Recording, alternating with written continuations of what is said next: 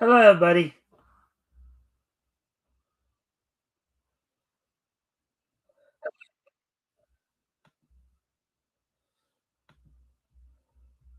All right. Welcome to the Mikestand. Today, of course, is Thursday. Um, it's Thursday, January 29th, 2026. So hopefully everybody's having a good week as far as we're in the latter half of the week. We're basically within the last 3 days here of um of January. Of course, we're gonna give people a chance to come in. Hey there, Ned Sherry. Let's see. Oh, Mike, I have good news. I'm going back to education.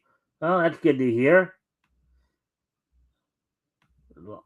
Life itself is a practice of continual learning. So, um,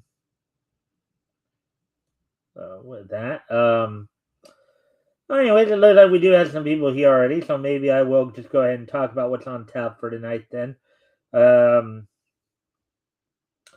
so tonight we're gonna do a little profile piece. As again, wasn't much news apparently. So tonight we're going to look back at Novel Tunes, which was a animated short theatrical film a short film animated theatrical short film series that was produced by Paramount.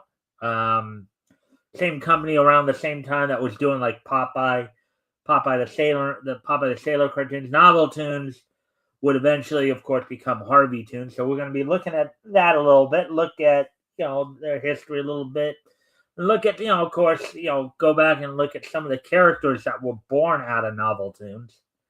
I'll have some commentary on that. Also, we'll be doing the wrestling wrap up, in which we will be looking back to. We'll be looking back to I'm sorry. We'll be looking back to last night's Dynamite, looking ahead, including major signing that happened for AEW. We'll be looking ahead to tonight's TNA and Ring of Honor shows. Maybe even talking a little, reminding everybody of that Saturday's Royal Rumble in Riyadh. Also, we'll wrap things up with this day in each history. So with all that being said, why don't we go ahead and get going here since we do have some. And of course, friendly reminder to everybody, if you haven't already, if you guys can help out by liking and sharing the stream, see if we can get some more friendly people to engage, that'd be appreciated. Also, if anything here grabs your attention, feel free to comment and or ask questions, and I will try to answer the questions to the best of my ability. With that being said, let's go ahead and bring up the material in question. Da, da, da, da, da, da, da, da. All right, so let's take a look at the at novel tunes here a little bit. Um, so novel tunes is a series of animated cartoon short films produced by Paramount Pictures famous studios from 1943 to the end of the studio during 1967. The series originated characters such as Casper the Friendly Ghost, Herman and Catnip, Little Audrey, and Baby Huey, all of whom later became stars of Harvey Comics. Now, mind you, of course, Novel Tunes would eventually become known as Harvey Tunes, Harvey Tunes show. So bear that in mind. And of course, it would subsequently, over the years, you'd get like the new Casper cartoon show in the early 60s, Casper and Teen Angels in like 1977, I believe. Um, Casper himself had a couple of first witnesses, and we've had some, we've also had the Harvey Street Girls or Street Kids more recently. But of course, Casper being voiced over the years by a number of different um, people, including Cecil Roy being the first. And I think Ginny Tyler might have been one, I believe. Little Audrey, as we were talking about yesterday, was voiced by, Mae Quetzal, who also voiced Olive Oyl. Herman and Catnip, voiced by Arnold Stang and Sid Raymond. Baby Huey, voiced by Sid Raymond. Basically, as we pointed out, Paramount's, basically for a good time there, for a long time there, Jackson Beck, Jack Mercer, Mae Quetzal, Arnold Stang, and Sid Raymond were the core voice acting crew for Paramount, and of course would oftentimes lend their voices to many of the Novel Tunes cartoons.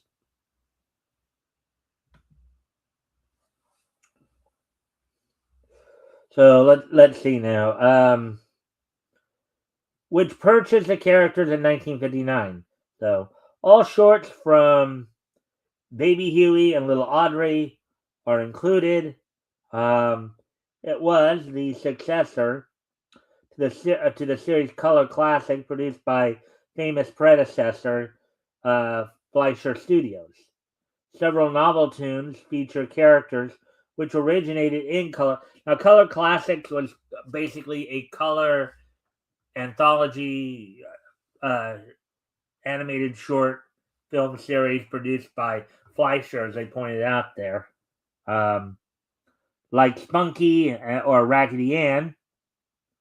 The series was also similar to two series from Warner Brothers, Looney Tunes and Merry Melodies, in that it featured several recurring characters with one general title.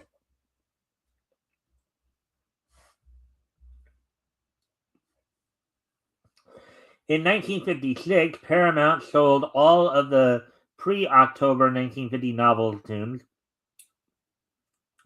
ending with Saved by the Bell, to television distributor UM&M TV Corporation.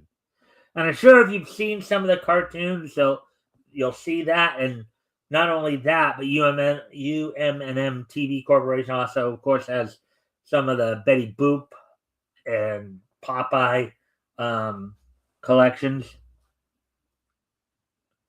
So here's something right here. So production company, Famous Studios, distributed by Paramount Pictures. Release dates from November 26, 1943 to June 1st, 1967. Running time 6 to 10 minutes, one reel.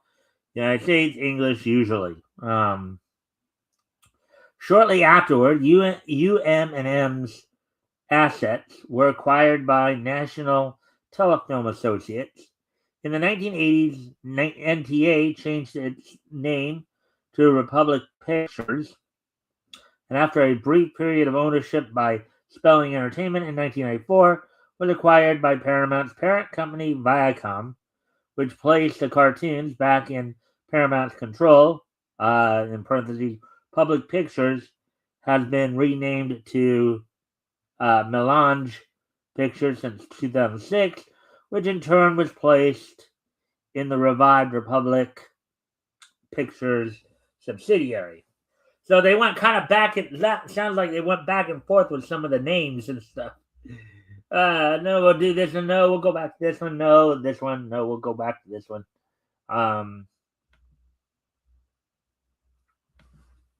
Anyways, later in 1962, Paramount sold the post-October 1950 to pre-March 1962 Marvel Tunes, beginning with The Voice of the Turkey and ending with TV or No TV to Harvey Films, which in turn was purchased by Classic Media in 2001. Classic Media was purchased by DreamWorks Animation in 2012, in parentheses here, and briefly renamed it DreamWorks Classic, in parentheses, which was purchased by Comcast NBC Universal in 2016 and currently distributed by Universal Pictures. What's kind of funny is back in the golden age, as it were, Universal would actually distribute much of Walter Lance's collection, which was like Woody Woodpecker, Chilly Willy, Andy Panda, Swing Symphony, all that stuff. Paramount continues to own the post-March 1962 novel tunes, beginning with "You'll Laugh." Most of the pre-October 1950 cartoons currently under public domain with some few post 1950 exceptions as well. So let's see.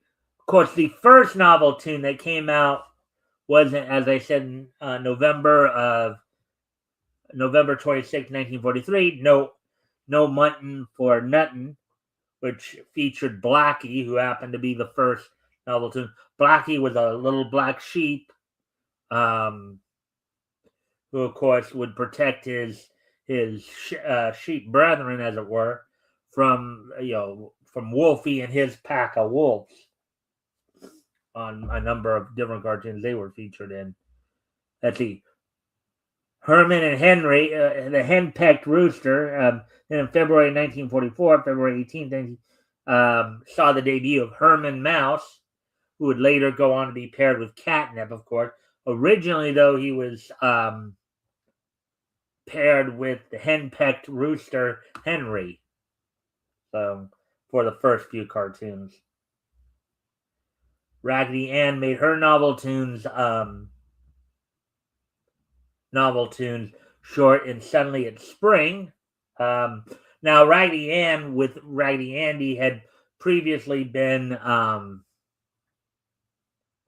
involved in a color classic in 1941 before they shut down. But this one, Suddenly It's Spring, is probably one of the more controversial shorts from the period, only because of the fact of how Mr. Cloud is depicted. Some people are saying it's a somewhat of a negative stereotype of black people. So, but it involves, of course, I won't go over every single cartoon per se, but I'll try to pick out some of the more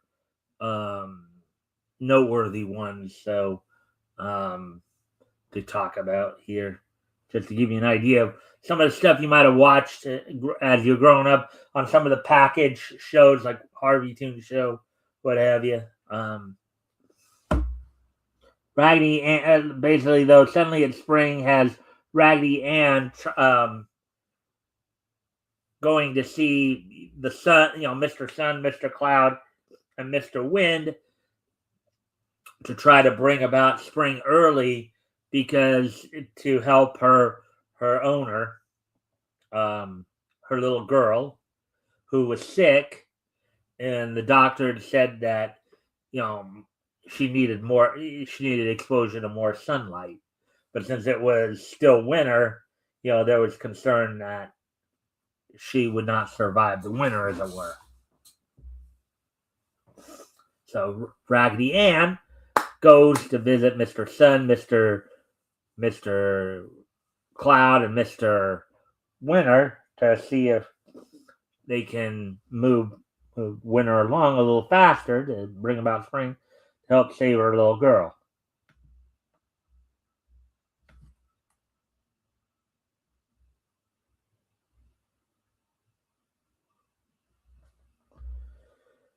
Let's see. We get Casper's first. Casper debuted in the November 16th, 1945. So basically almost a full 2 years after the first novel tune premiered, Casper the Friendly Ghost makes his first appearance for novel tunes in the Friendly Ghost short. Originally voiced by Cecil Roy, of course. Then we move on.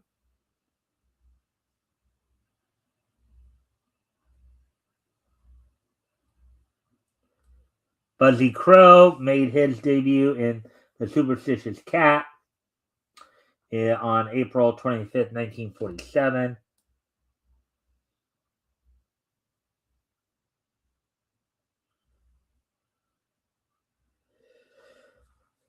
Patty the Leprechaun. Little Audrey, and we talked about little Audrey yesterday a bit, and how she came about. She came about more or less as a replacement for little Lulu when things fell short between Marge, little Lulu's creator, and Paramount over the royalties issue. Um, little Audrey made her, of course, her debut in Santa Surprise, initially on December 7th, 1947.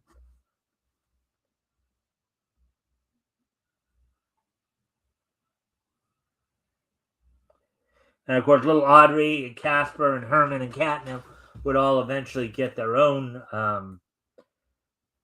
short series later on, of course. Let's see now. We had some other lesser known characters like Dogface and Patty the Leprechaun and all that. And then we get into the 50s here. Baby Huey making his debut in a novel tune in Quack-a-Doodle-Doo on March 3rd, 1950.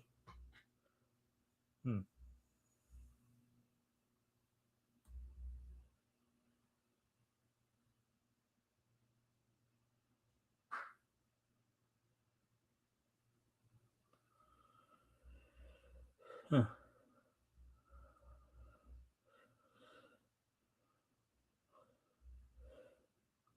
And then Wolfie apparently makes his final. Wolfie, who was, of course, one of the characters introduced in with Blackie, and so Teacher's Pest, March 31st, 1950. Wolfie's final appearance in the novel tune series. He would be a later recurring character in Casper the Friendly Ghost series.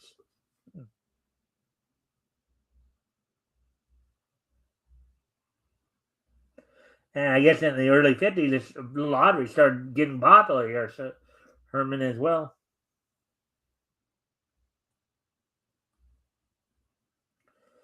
Yeah, and Catnip was originally paired with Buzzy, Socka by Kitty, December 22nd, 1950. The first Buzzy and Catnip cartoon.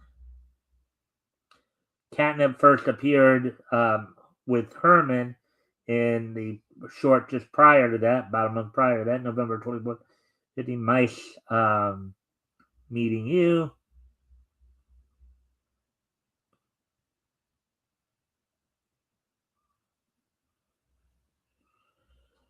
Oh, yeah.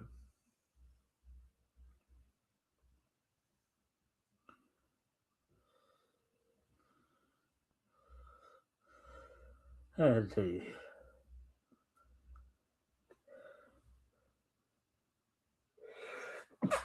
I'm just kind of scanning down for everybody, to see some of the shorts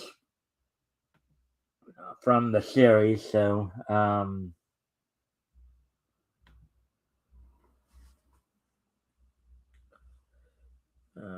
anyways.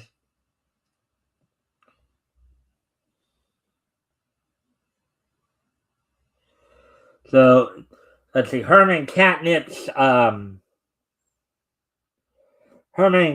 or at least Herman's last novel tune appearance was in Cat Carson Rides Again in April 4th, 1952, before they were given their own series.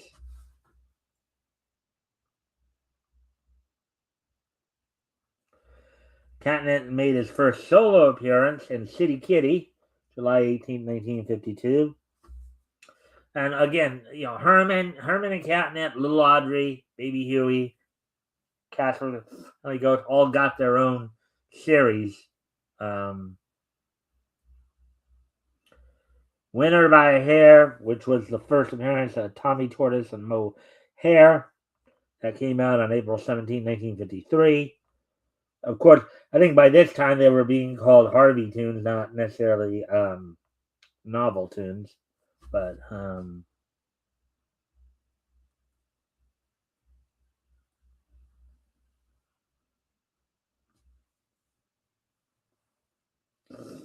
we of course saw a little scene of the Supreme Court from Little Audrey.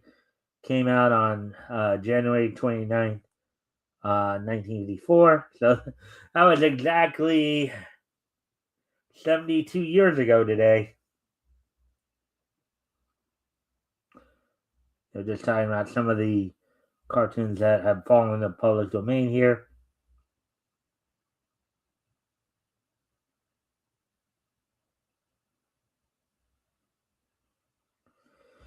The Catnip's second and final solo appearance. Um, final appearance. Okay, so final appearance of Catnip in a novel tune series of Buzzy here. Hair Today, Gone Tomorrow, April 16, 1954. And it was, Candy Cabaret, a sing along the Bouncing Ball. Of course, in 1948, I believe Paramount did actually bring back the whole um, sing along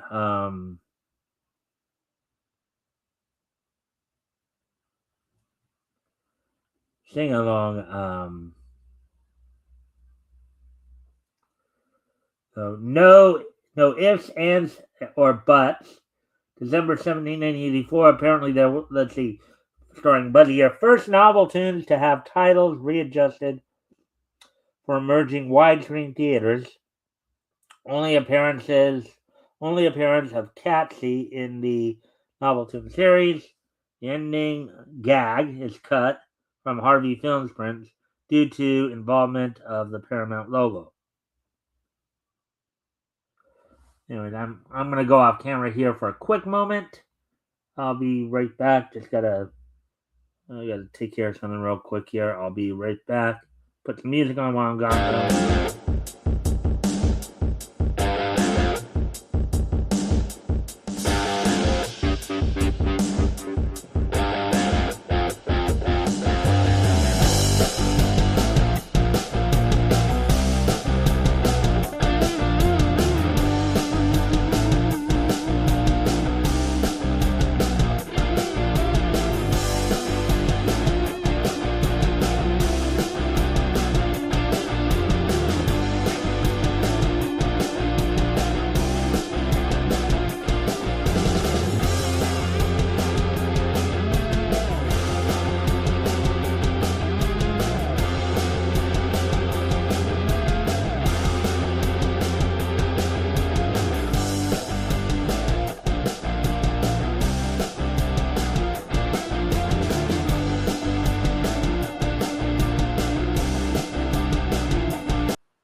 I am back. So as we continue on looking over some of these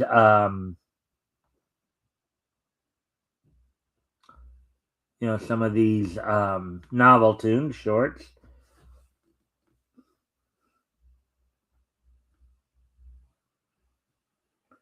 Let's see.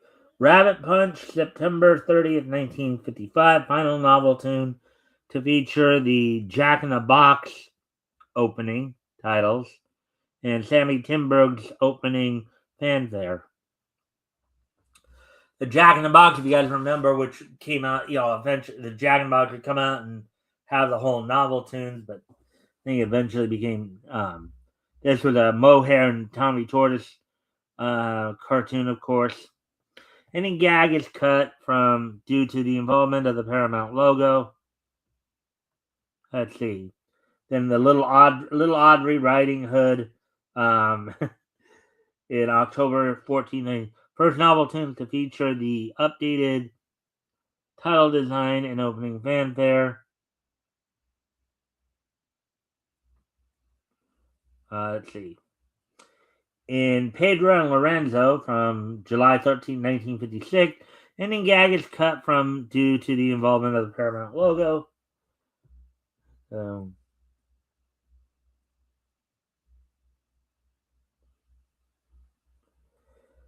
Let's see. Mohair and Tommy Tortoise made their final novel tune appearance on June 7, 1957 with Mr. Moneygags.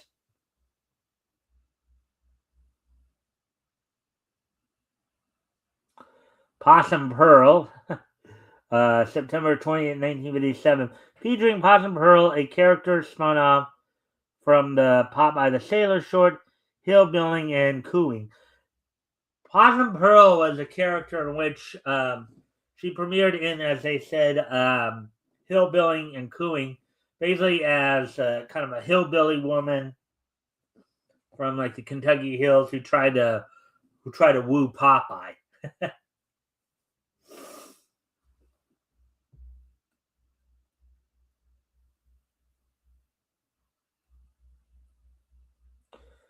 Dave Tendler directed his final cartoon, Grateful Gus, on March 7th, 1958.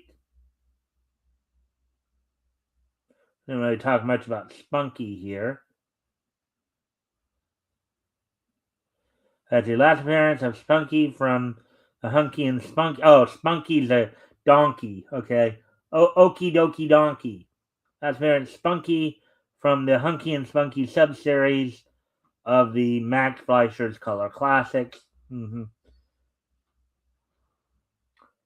Travel Laughs, final cartoon directed by Isidore Sparber. At the last appearance, a little Audrey in the novel tunes, Doggone in 1958. Baby Huey made his final appearance in Huey's Father's Day, 1959.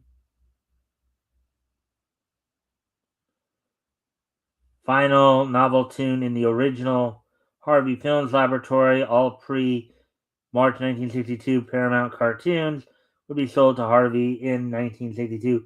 Out of This World, November 13th. And then we get into the 60s, of course. Skid and Scat, first appearance of Skid and Scat in Be Mice to Cats. Release date of January 15, 1960. Of course, around this time, Casper was getting his own would be getting his own cartoon as well. The new Casper. He got his own film series and got his own television cartoon series.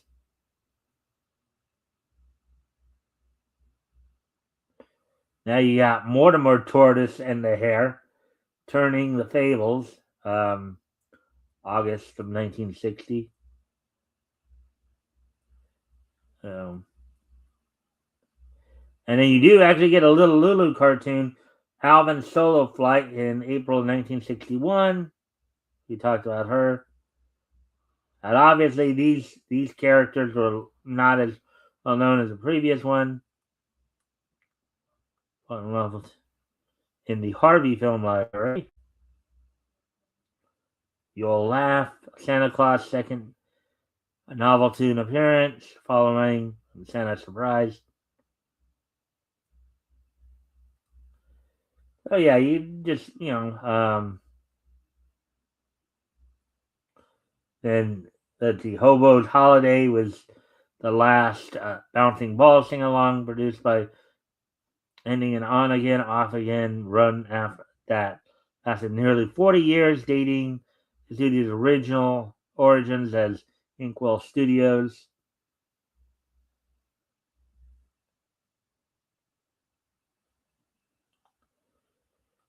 Let's see. Whiz Quiz Kid in February 1984 was the final cartoon released in Seymour Needle's lifetime.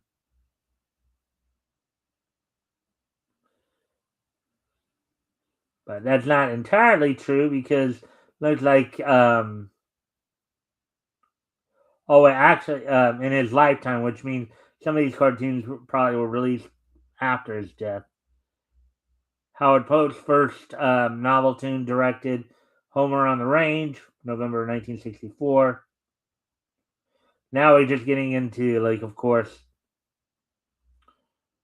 So look at how many of these cartoons there were by novel tunes.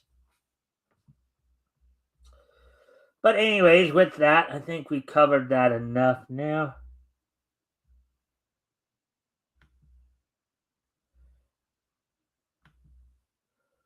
I'm going to go off camera here for another quick second, so I'll be right back. I'll put some music on while I'm gone. Then we'll probably, when I get back, we'll probably move on to the wrestling wrap.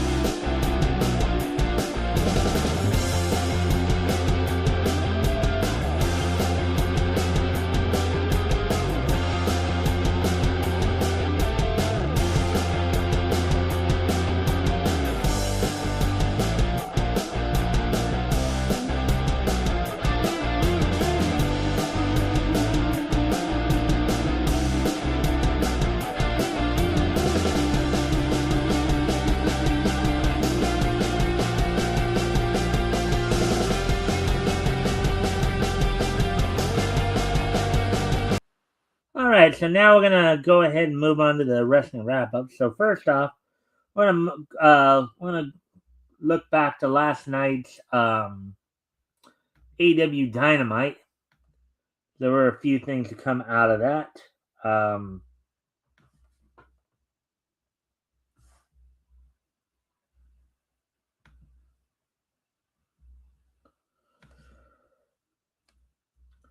So last night's All Elite Wrestling Dynamite, AEW Dynamite, came from the HEB Center at Cedar Park in Cedar Park, Texas. The Excalibur, Taz, and Tony Schiavone on commentary, of course, with Don Callis and Stokely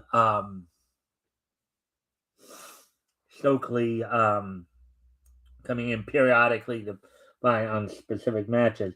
Kenny Omega defeated Rocky Romero in 3:49 to open up the show in a Continental title eliminator match in which, if challenger, in this case Ace Austin, had lasted the time limit or had won the match, would have earned a shot at the Continental title. John Moxley was able to stave off the challenge of Ace Austin in just over 10 minutes. Mark Briscoe successfully defended the TNT title over El Clone 11-18, but the big news in that came after the match, as Mark Briscoe had issued an open challenge for anybody to challenge him for the TNT title on this Saturday's Collision, and it ultimately ended up marking the AEW debut of the recently signed Tommaso Ciampa. Tommaso Ciampa, of course, coming off of his recent departure from the WWE.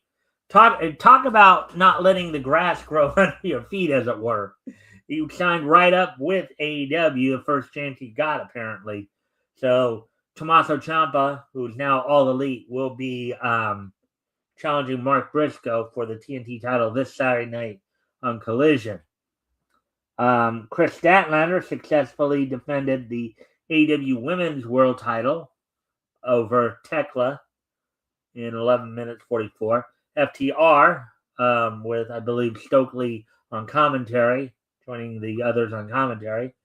FTR of Dax Harwood and Cash Wheeler defeated the Don Callis family members of Mark Davis and Jake Doyle to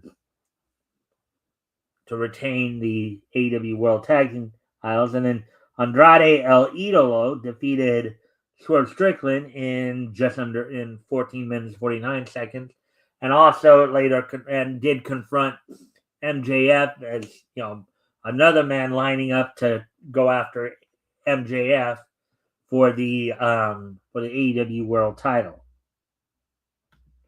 Well, that's all that happened on last night's.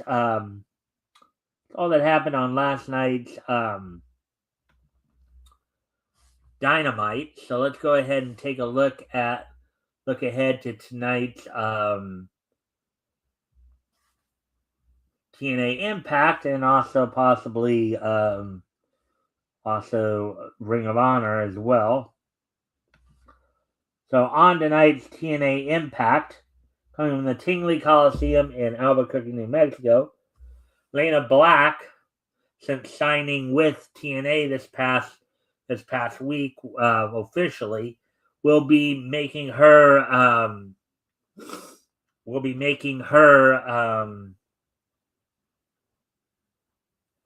her in-ring debut on tonight's Impact. Also, Elijah will be taking on Jason Hodge, continuing his feud with Order 4. And Nick Nemeth will get some work in, as he'll be taking on BDE, the YouTuber Brandon Does Everything. As Brandon Does Everything also was a recent signee to TNA. So let's see how that all works out. And the main event we'll see in a no holds barred match.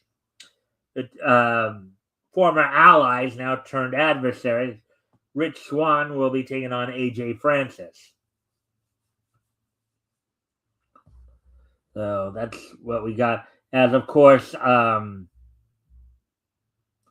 believe TNA will be preparing for their next pay-per-view coming up in a few weeks here, I believe. Let me just double check when that is.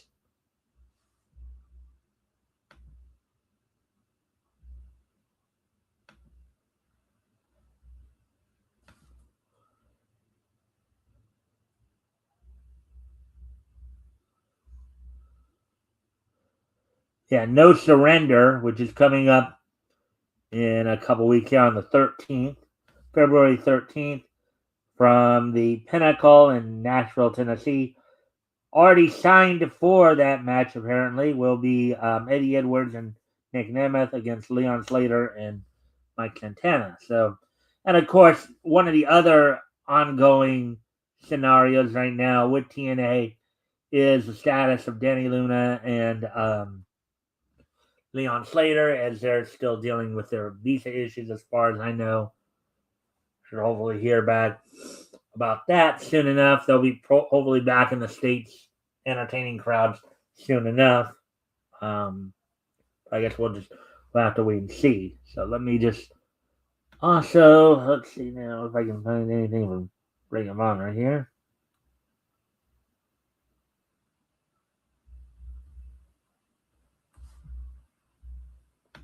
Talk about, see if there's at least an idea of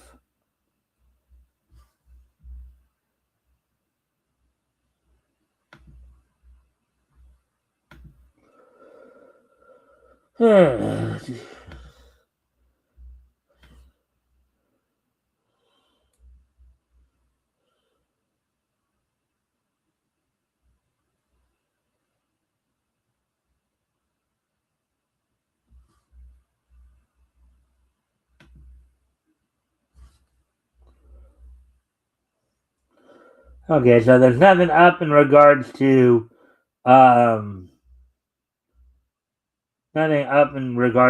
this tonight's Ring of Honor. However, Ring of Honor will be hosting its own Metroplex Global Wars coming up this Saturday in Arlington, Texas. On that card, coming up this Saturday, which apparently will be aired on. No matches have been signed for that yet, but apparently there'll be a Ring of Honor Metroplex Global Wars coming up.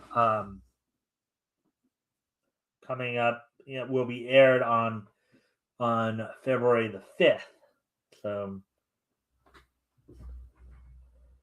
So with that, let me see now. Let me see one more thing here. Let's see where are we at on time. 40 minutes now. So I guess I have just enough time before moving on to the This Day Meets History segment. I guess we can before we move on to the next, let's talk about see if there's any new updates for Royal Rumble coming up on Friday or on Saturday.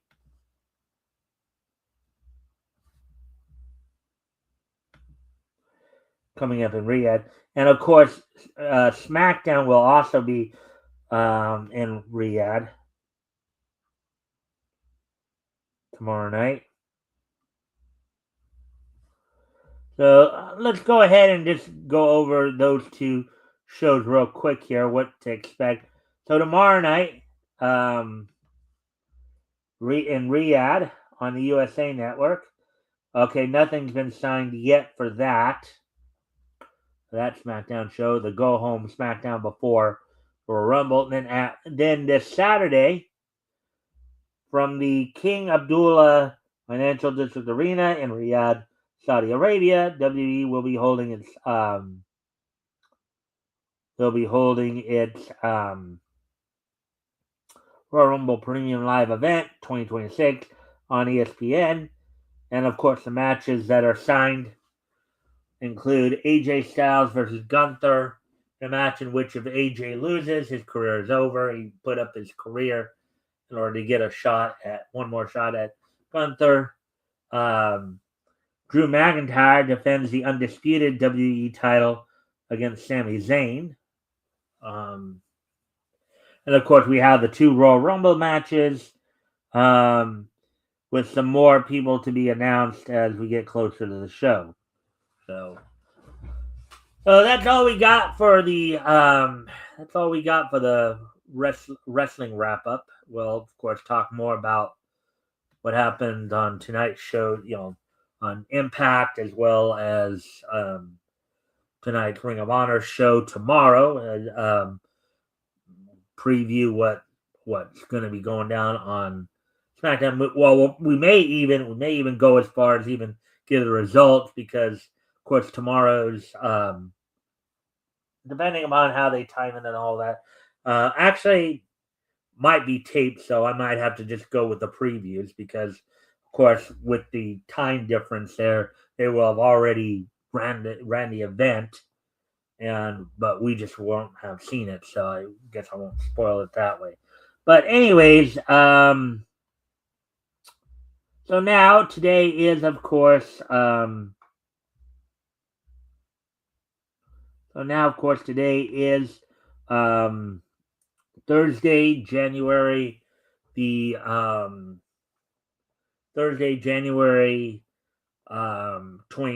2026. So let's take a look back at this date in Nietzsche history. And first off, we're going to head back 60 years ago. Because on this date, 60 years ago today,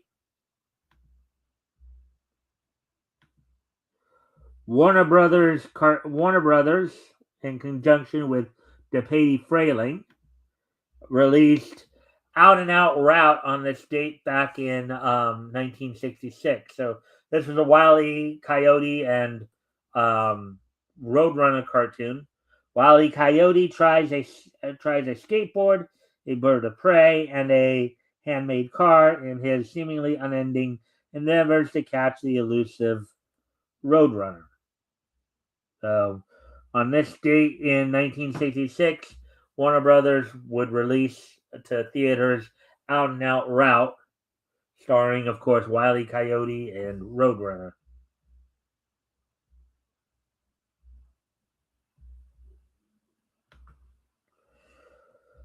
Anyways, as we now move on to the next piece in each history, we move ahead to the year 1997, which, of course, was 29 years ago today. On this date, 29 years ago today, in 1997. So grab that. The fifth issue of The Curse of the Spawn, from Image Comics went on sale on this date back in 1997. It was Sutures was the name of the story, as written by Alan McElroy. McElroy. Dwayne Turner did the penciling, Danny K. Miki did the inking.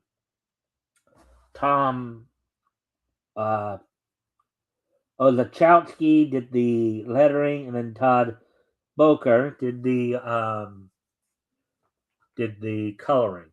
So on this date, 29 years ago today, the fifth issue of Curse of the Spawn from Image Comics went on sale on this date back in 1997. And now moving on to the next piece of niche history. We move ahead to the year 2006, 20 years ago today. On this date, 20 years ago today, in 2006 rather,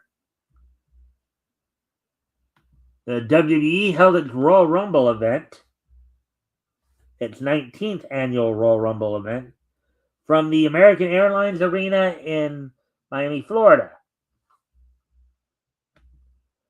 Of course, the show. So on the Heat on the Heat pre-show, Finley defeated Brian Kendrick in just over 2 minutes.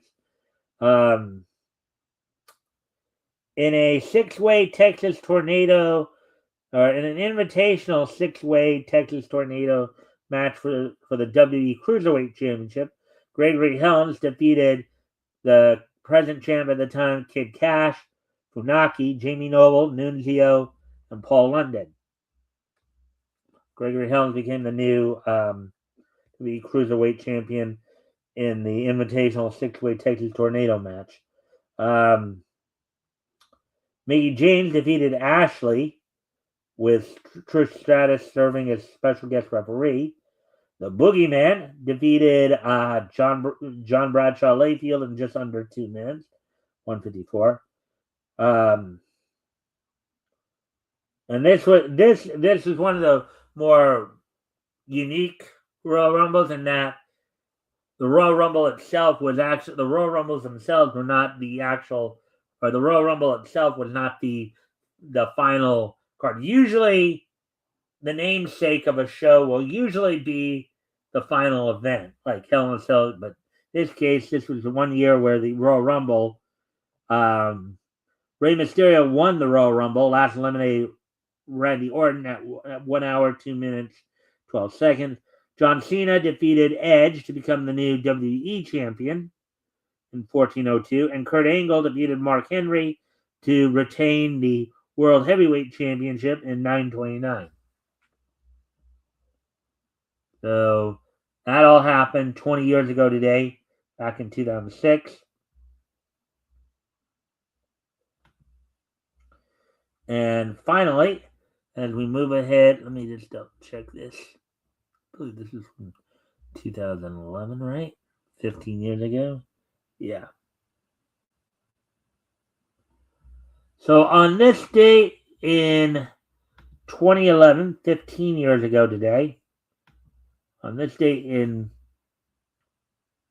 2011, 15 years ago today,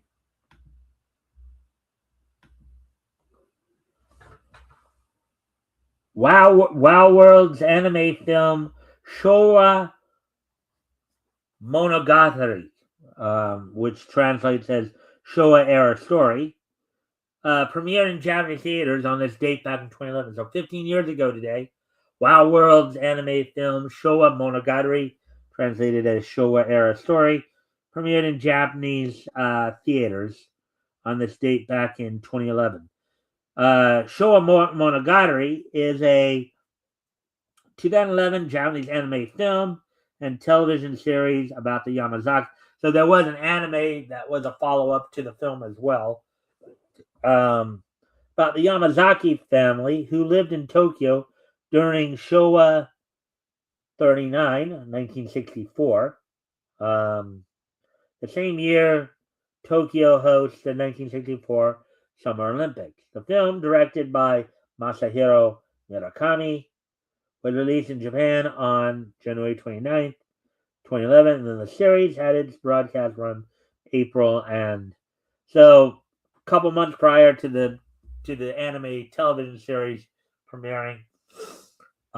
The film premiered in January, so that sounds like a very interesting anime, though. To follow, looking back to 1964 Japan, like an interesting historical piece right there. Kind of also leads into what Jim Lee from DC Comics was talking about in the article read yesterday about how manga and anime have um, have that story diversity going for them. They don't just do one type of story. You get all kinds of stories, and Showa Monogatari is a key example of that. Let's see. So we're at 51 minutes. So if I can, okay. So with that, I thank everybody for being here tonight. I hope everybody enjoyed the show. With there being kind of a light news cycle tonight. We just went over a profile piece about novel tunes. Sure, we've all seen novel tunes and some of the offshoots like Casper the Friendly Ghost, Little Audrey, Baby Huey. And I always love those cartoons. There's a sweet innocence about those particular cartoons. So,